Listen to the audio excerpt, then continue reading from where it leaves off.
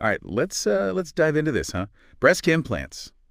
It's uh it's a lot more complicated than you might think. Oh, yeah, absolutely. I mean, look at this. We've got medical journals, FDA guidelines, Yeah, we've got legal documents, patient the records, whole shebang. We're talking about science, real life regulations. experiences, the Yeah. whole nine yards. Yeah. It's interesting because I think when people think about breast implants, they're not thinking necessarily about the device itself Right. and how it's regulated and No. then, some of the legal implications around it. Exactly. First things first, though.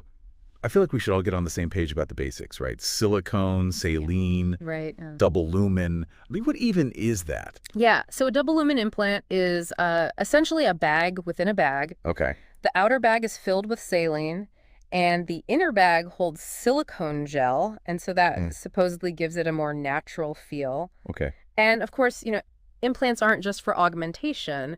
They're also a very key part of breast reconstruction after mastectomies. Right. It's not a one-size-fits-all Oh, absolutely not. No. situation at all. Yeah. Yeah. Speaking of variety, though, I was reading this medical journal and I came across something called the Lincoln sign. Mm-hmm.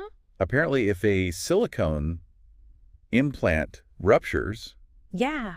it can show up on an MRI looking like, well, it spilled spaghetti. Yeah, that's right. The Linguin sign. Mm-hmm. So the Linguin sign is a specific imaging finding that radiologists use to determine if there has been a silicone implant rupture. So it's Of really a course. prime example of how, technology is kind of being used to help us detect these things that may not be so obvious outwardly. Right. So it could be a silent danger Right. lurking. Exactly. Yeah. Okay. So that makes the FDA's role even more important, right? Oh, for sure. I mean, they're like the watchdogs for all these medical devices. Absolutely. Yeah. They focus on safety and, really ensuring that patients have the information that they need to make an informed decision about getting implants. Right.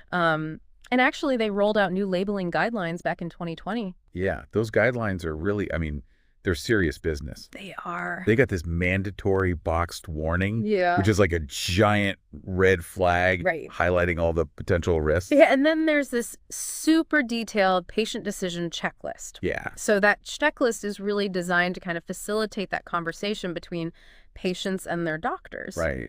It covers everything from potential complications Huh. to alternative options to really emphasizing that this is a big decision and there are long-term implications that go along with getting implants.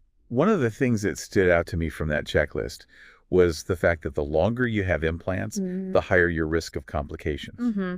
Yeah, and You then don't hear that discussed very often. you don't, and that's a very crucial piece of information. Yeah. And the FDA is actually conducting post-approval studies to gather more data on the long-term outcomes of breast implants.